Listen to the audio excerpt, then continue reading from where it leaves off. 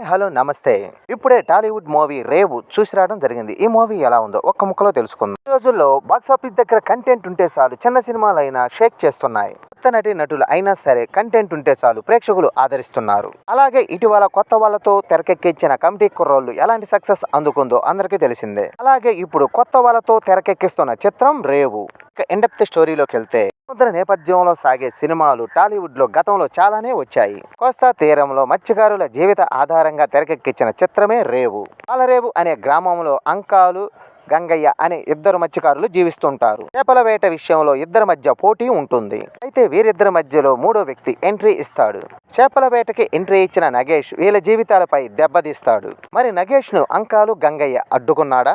పాలేరు చేపల వేటపై ఆధిపత్యం కోసం వీరిద్దరు ఏం చేశారు? విషయాలని తెలుసుకోవాలంటే మూవీ చూడాల్సిందే. ఇక ఎలా ఉందంటే, 'రేవు' అనగా సముద్ర తీరం, మత్స్యకారులని అందరికీ గుర్తొస్తాది. టైటిల్ చూస్తేనే కథ ఎలా ఉంటుందో ప్రేక్షకులు ఊహించుకోవచ్చు. మత్స్యకారుల నేపథ్యంలో తెలుగులో చాలా సినిమాలే వచ్చాయి. ఇక్కడ చేపల వేట పేరుతో రివెంజ్ డ్రామా చాలా చక్కగా చూపించారు. ఇద్దరు స్నేహితుల మధ్య ఈగో వస్తే ఎలాంటి ఇబ్బందులు పడతారన్నది చక్కగా చూపించారు. సముద్ర నేపథ్యం అనగానే కథ మొత్తం తీర ప్రాంతం చుట్టే తిరుగుతుంది. ఇందులో మత్స్యకారుల జీవన విధానం, వాళ్ళు పడే ఇబ్బందులు ఎలా ఉంటాయన్నది డైరెక్టర్ తెరపైన చూపించిన విధానం బాగుంది. కొత్త నటులు అయినప్పటికీ కూడా ఆ ఫీలింగ్ ఎక్కడ కనపడకుండా తీశారు.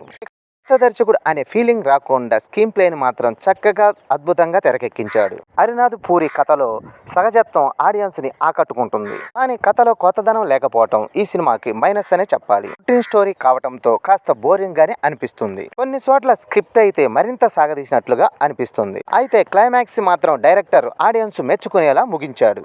ఇక నటుల పర్ఫార్మెన్స్, శివం రామ్ పెంద్యాల మత్స్యకారుడి పాత్రలో ఒదిగిపోయాడనే చెప్పాలి. ఎమోషనల్ సీన్ లో కూడా బాగానే రాణించాడు. హేమంత్, అజయ్ నిడదగోలు తమ పాత్ర పరిమితిలో జీవించారు. హీరోయిన్ గా నటించిన స్వాతి మంచి నటనతో ఆకట్టుకుంది. ఇక మిగతా నటులు పర్వాలేదనిపించారు. ఇక సాంకేతిక విభాగానికి వస్తే సినిమాటోగ్రఫీ, విజువల్స్ పర్వాలేదనిపించింది. ఇక నేపథ్య సంగీతం, బ్యాక్గ్రౌండ్ మ్యూజిక్ పర్వాలేదనిపించింది. ఇక ఎడిటింగ్ విషయానికి వస్తే ఇంకాస్త గ్లిప్సీగా కట్ చేసి ఉండాల్సింది. ఇక నిర్మాణ విలువలు సినిమా స్థాయికి తగ్గట్లుగానే ఉన్నాయి. మొత్తానికి 'రేవు' మూవీ ఇద్దరు స్నేహితుల మధ్య ఈగో క్రాష్ వస్తే ఏమవుతుంది అని రివెంజ్ స్టోరీ డ్రామాగా తెరకెక్కించారు. వీలుంటే వన్ టైం చూసేయండి. ఇది నా అభిప్రాయం మాత్రమే. ఈ వీడియో నచ్చితే లైక్ చేయండి, షేర్ చేయండి, ప్లీజ్ సబ్స్క్రైబ్ చేయండి.